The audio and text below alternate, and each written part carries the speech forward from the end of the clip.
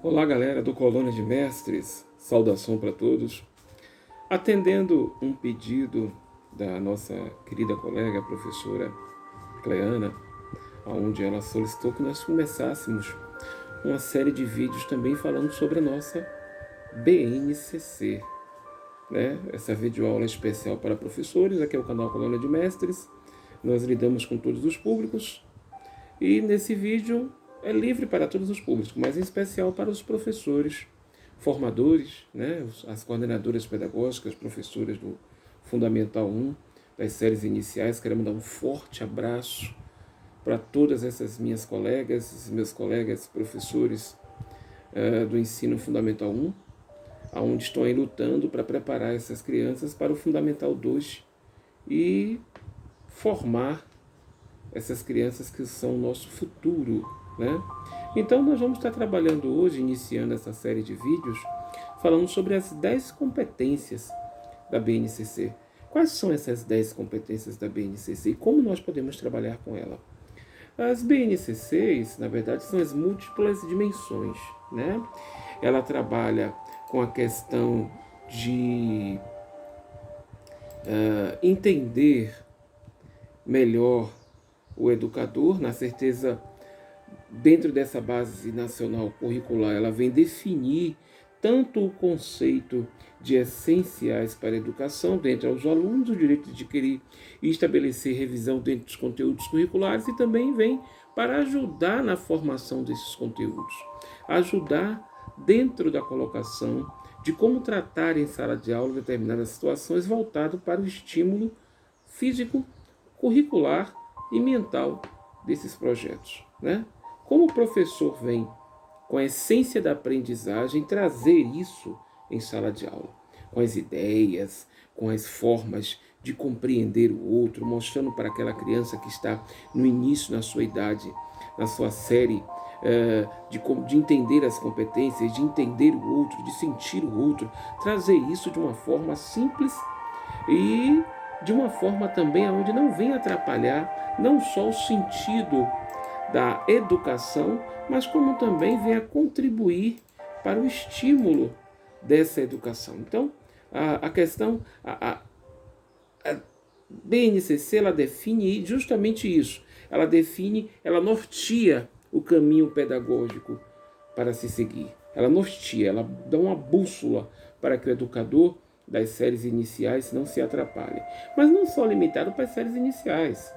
O ensino fundamental 2, o ensino médio, também é regido hoje por essas 10 competências da BNCC, né, que eu chamo as competências e habilidades as quais são adquiridas diariamente. As habilidades são adquiridas diariamente. Então, meu querido professor, meu colega professor, quando você trata-se de formação humana, trata-se de manter o padrão de adquirir conhecimento.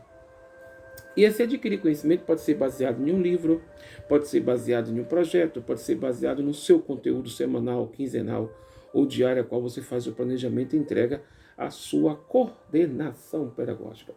Então, assim, segundo o MEC, são 10 competências gerais, né? Elas são mobilização de conhecimento de acordo com os princípios éticos e estéticos, né? Como assim, professor? Estéticos políticos, né? Dentro da formação humana, que visa dentro do conhecimento de múltiplas dimensões. Ó, múltiplas dimensões. Né? O objetivo é perpetuar. O que é perpetuar? Fixar, trazer para sempre, nesse sentido. Né? E o ensino dentro da comunicação integral, ou seja, a mobilização de conhecimentos e atitudes da criança, do educador e do educando. Né? A BNCC veio para limitar, direcionar. Não, eu tiro até o verbo limitar. Veio para explanar, né?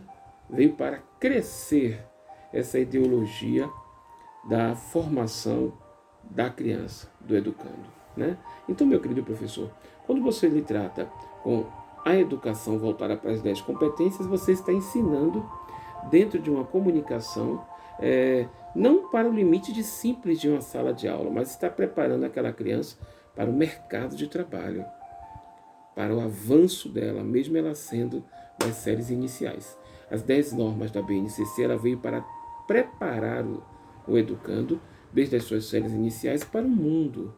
Ó, para o mundo. E essa educação para o mundo transmite essa sensação, né, de que o aluno cidadão, o aluno como cidadão, prepara e se classifica, se qualifica para a sua existência como cidadão, né, como futuro constituinte de nosso país. Não se prepara o aluno apenas para a sala de aula. Tá? Não se esqueça disso, que tudo que você fizer dentro das 10 competências, baseada nessas 10 competências, você tem que preparar a criança para o mundo, não para a sala de aula, certo? Aí vamos trabalhar, né, no entanto de que a essência da explicação dessas 10 competências, ela vem também com um caput. Não é simplesmente chutar a competência e não adquirir esse projeto, não adquirir essa transmissão de pensamento qual você vai estar tendo como educando na sala de aula. Quem conhece o professor, quem conhece o aluno é o professor, né? Você que é formadora, você que é mediadora do saber, mediador do saber, você conhece o seu aluno, você sabe aonde e como aplicar determinadas situações desde quando o nosso planejamento é flexível. Então você sabe chegar a isso, a realidade dele, né? Então, vamos falar primeiro sobre a primeira competência. Qual é, professor Cláudio Nazaré? A primeira competência, o conhecimento. Ó, conhecimento. Leitura, conhecimento. O que é o conhecimento? Para que serve essa competência? Ela vai valorizar os conhecimentos sobre o mundo físico-social.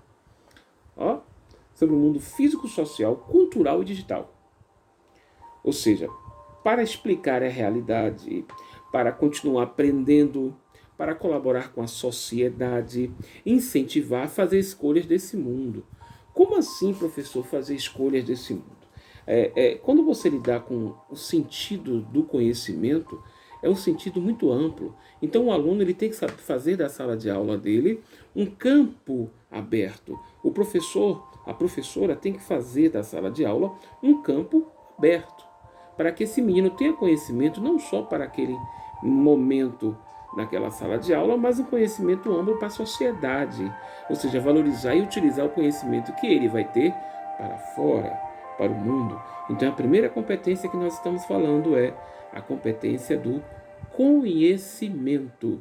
E esse conhecimento não pode ser para ele só, não pode ser para a sala de aula, tem que ser para o mundo. Então os projetos que vocês vão fazer para esses alunos tem que ser projetos voltados para o mundo, para o conhecimento social, para a contribuição da realidade informática, digital, para o mundo novo, para as novas estratégias de conhecimento. E esse aluno tem que ser preparado desde as séries iniciais até o ensino fundamental 2 ao médio para o mundo, não para o seu conteúdo em sala de aula. Né? O conhecimento dele, que ele vai ter o conhecimento de sala de aula, vai ser específico, mas também voltado para o mundo, ok? Em fazer com que ele utilize e valorize esse conhecimento, certo? Sobre o mundo atual, sobre o mundo físico, certo? A segunda competência, que eu quero comentar com vocês, é pelo pensamento científico, criativo e crítico. Ou seja, ele vai exercitar a curiosidade intelectual, utilizar as ciências, olha aí, a criatividade. Ele vai trazer para investigar causas, ele vai tentar testar as hipóteses, o conhecimento, a nova forma de pensamento, a habilidade de desenvolver o processo cognitivo, né, como a atenção, memória, a percepção, o raciocínio.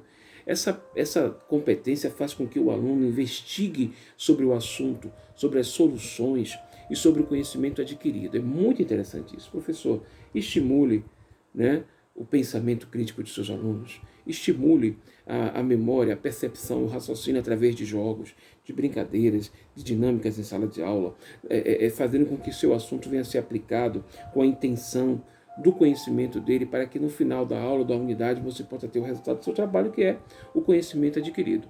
Como? Através das habilidades adquiridas e da competência a qual foi exercida naquele momento, que é a qual estamos comentando agora, que é o pensamento crítico, que é uma das competências da BNCC, ok? Professor, como eu posso fazer isso? Aí o seu pensamento vai voar, professor, através de jogos, através de brincadeira, através de vídeos, através de recursos que a senhora vai utilizar no seu planejamento. Né? Mostra a sua coordenação, que você vai estar dentro do seu planejamento, utilizando aquelas aulas como recurso, aulas não se limitando apenas ao quadro e ao livro da escola, mas também transmitindo isso para o seu conhecimento de mundo. Não se esqueça que a BNCC são tópicos para o mundo, não para limitação em sala de aula, ok? Outra bem bacana é o repertório cultural. Nós estamos num estado cheio de repercussões culturais, né? Nós somos a Bahia, o Nordeste é rico em cultura, folclore, danças, costumes, cultura, né? Então, é valorizar essas diversas manifestações, né? Fruir, participar, diversificar, produção artística cultural, aí vai envolver o teatro, que é uma arte fantástica, promover projetos na escola, projetos de poesia, café literários. Um abraço para o meu amigo Alex Maia, professor de literatura, colega meu de carreira, né? Promovemos aí no ano passado um café literário lá no Colégio Moriá, que foi fantástico, muito bacana. E foi voltado para o público do ensino médio, mas envolvemos também o Fundamental 2 fazendo plateia para que os alunos assistissem às exibições dos colegas. Foi muito bacana, interessante. Um abraço aí para o meu amigo Alex Maia. Então, enfim, a diversidade cultural, o filme, a vida, as formas de você entender, aí você vai controlar. Lógico, mediar isso, não vai botar qualquer filme para a criança assistir. Programa de televisão também, fiscalizar, ver se o programa é adequado. Enfim, eu sugiro a TV Escola, né?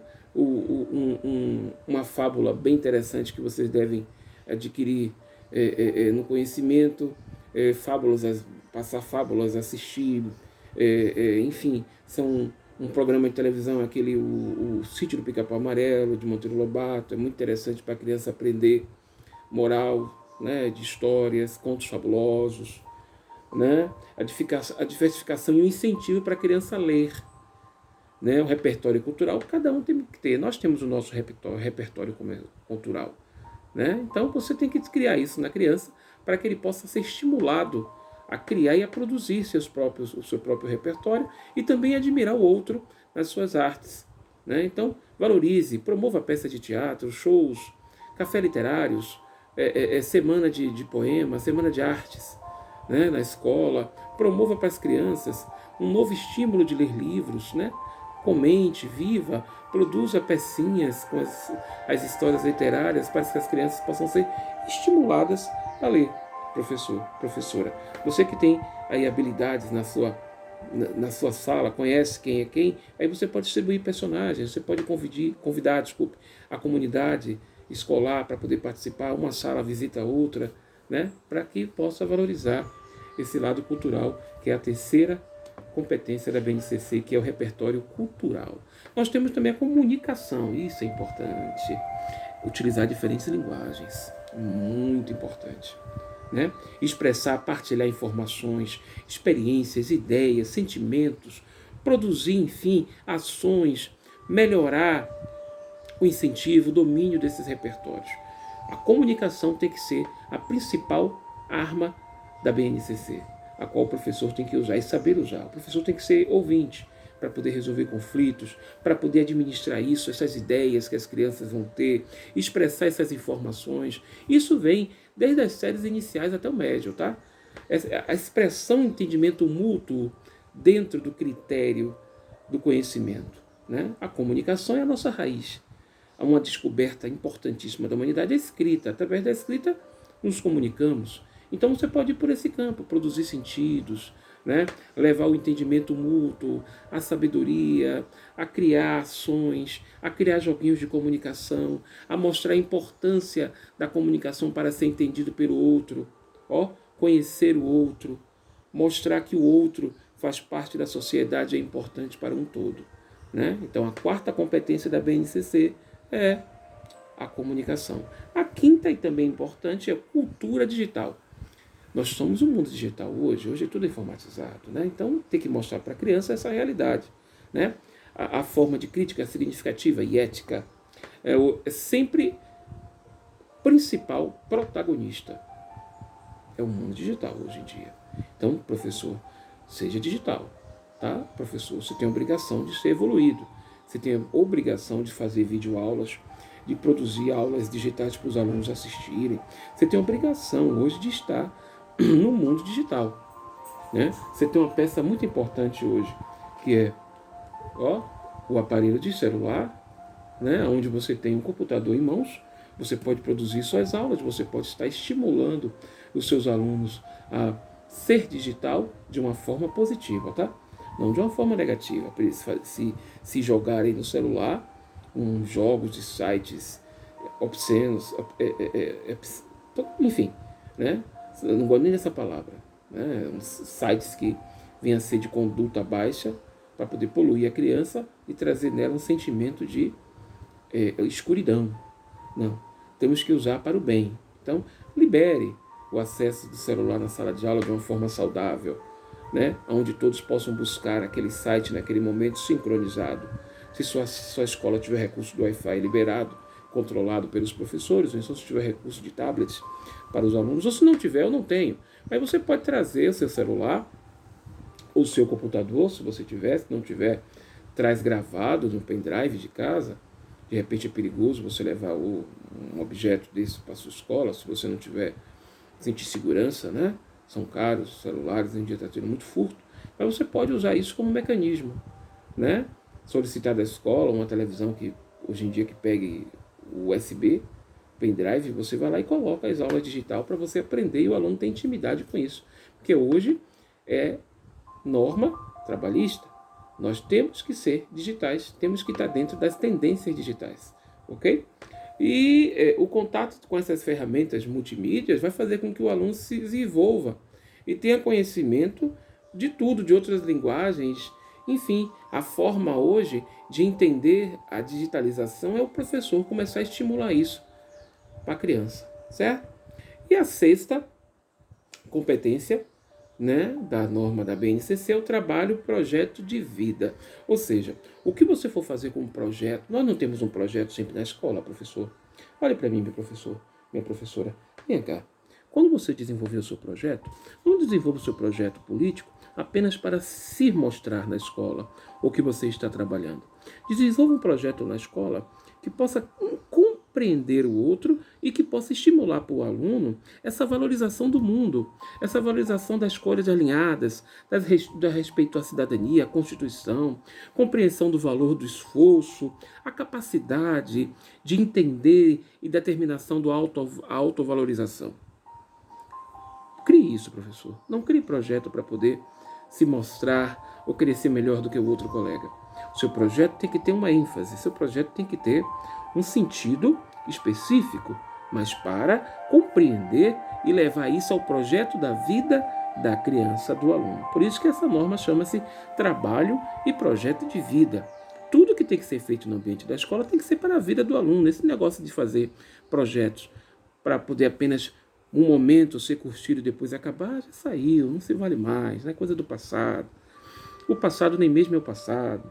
Nós temos que ser inovadores, professores transformadores, professores idealistas, para poder entender o aluno, entender o outro, né? Então, projeto de vida, você tem que criar o seu projeto voltado com temas atuais, do contemporaneismo, família, educação, sociedade, né? O bem ao outro, né? Essa coisa que adolescentes estão agora se mutilando, estão se suicidando, combater isso com ações, com semanas de consciência na escola, né? Incentivando a valorização do outro, independente do seu gênero, independente da sua cor, independente do seu jeito de ser. Então, professor, chega aqui perto. Crie projetos voltados para a vida, não para o seu encher, não para o seu auto destacar-se. Crie projeto para envolver toda a escola e para produzir e contribuir para a vida do aluno e para a família daquele aluno também, que às vezes não tem nem atenção ou amor que você, professor, dá em sala de aula. Por isso, não recuse nunca um aluno. Abrace, esteja com ele, limitando-se. Você é professor e ele é aluno. Não se esqueça disso, ok? Outra argumentação. Olha para aí outra arma, argumentação. É outra competência, é a sétima competência da BNCC. Essa sétima competência da BNCC é muito interessante, porque argumentar é a base de todos os fatos. Então, essas informações confiáveis, formular negociações, formular debates, formular ideias, mostrar o ponto de vista de decisões de temas interessantes, né? Recursos humanos, produzir a consciência socioambiental, ou com campanhas, consumo responsável, respeitar a ética, o outro. Essa argumentação também tem que ser trabalhada em sala de aula dentro do seu projeto escolar. Ok? Então a argumentação hoje é a base de tudo, né? Sem argumentação você não vai para lugar nenhum. O argumentar é a raiz da dissertação. Então você tem que ser argumentativo nos seus projetos, tá? E estimular esses alunos a também contribuir com essas ideias. Eles são pequenininhos, mas ajude a formar um senso de crítica, ajude a formar um senso de conhecimento, trazendo o aspecto, a questão da defender ideias e seus pontos vitais, na defesa para crianças que são pequenininhas, né, do ensino fundamental 1, aqueles que são também do ensino infantil, das séries iniciais, Jardim 1, Jardim 2. Você pode trabalhar com desenhos, com gravuras que você pode, antes do menino se imprimir. Você não vai agora também, professor, para um minuto aí, para um minuto, olha para mim. Você não vai pegar aquele desenho que você faz às sextas-feiras e jogar para os alunos pintar só porque a senhora não está querendo fazer nada porque é sexta-feira. Não, a senhora vai pegar aquele desenho e explicar para a criança, se for uma gravura de animais, ó, devemos respeitar os nossos animais, criar sentimentos através daquelas gravuras para que o menino saiba o que está fazendo e quando ele chega em casa ele comente. Mamãe, nós devemos respeitar os animais, a professora falou isso. Então isso é uma argumentação, é a criação do senso crítico. Ah, mas professor Cláudio, ele não tem senso crítico. Tem sim, tem sim. A primeira reação do senso crítico da criança, sabe qual é? Quando a mãe levar para a escola, ele não quer entrar. Por quê? Porque ele acha que a escola vai ficar sem a mãe dele. Olha aí. Olha o senso crítico aí. Então, não importa que ele venha a ser pequenininho ou que ele venha a ser um adolescente. Todos nós temos que ser o senso crítico. Agora, o senso crítico positivo, baseado em uma boa argumentação. Certo, professor? Certo, professora? Então, vamos para frente. O autoconhecimento e cuidado. Olha aí. O autoconhecimento, compreender a diversidade humana e apreciar. Cuidar da saúde física, da saúde emocional, fazer com que a autocrítica e a capacidade para lidar com essas sensações. Olha o que eu falei no momento anterior. As pessoas são desacreditadas, as pessoas não estão respeitando um ao outro. Então o autoconhecimento e esse autocuidado serve para você tratar de si mesmo e estimular a criança que nós devemos ter uma saúde mental importante, né? Respeitar influências e atitudes e a importância de ensinar aos alunos a questão das habilidades emocionais e respeitar essas habilidades. Você tem que sentir seus alunos e através desse sentimento você ajudar.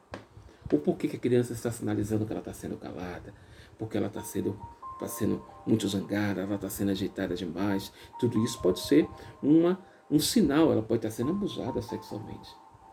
Ou então ela pode estar sendo agredida em casa. Então isso são sinais que o professor, viu professor? Olha aí, nós temos que ser sensitivos. Nós temos que ser realmente, desculpe, médiums.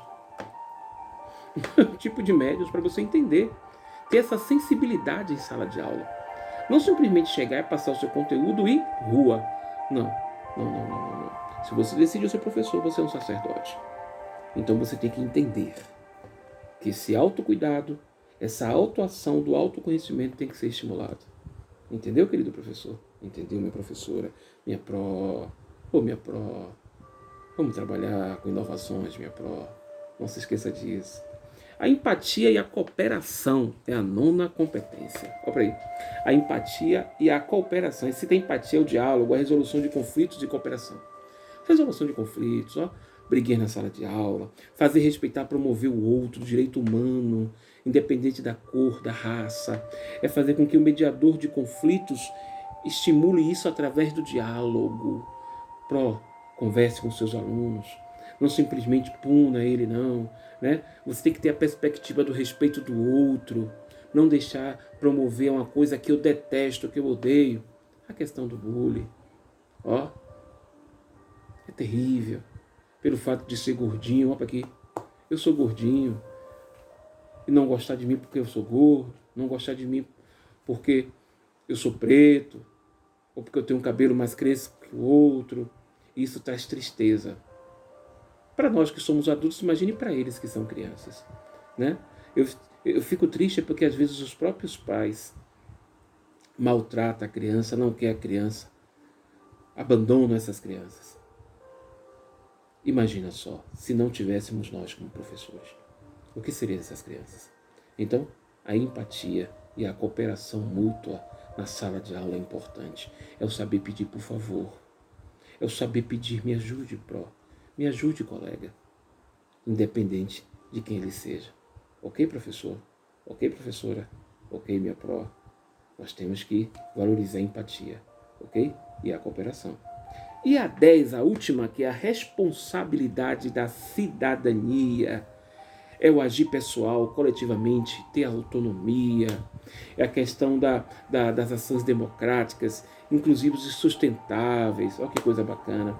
São as questões das linguagens, a participação na ativação desses projetos, a imputação de valores, né? Levando conta os desafios e os conflitos que essa criança vai ter, que esse adolescente vai ter em sua vida fora como profissional. Ok?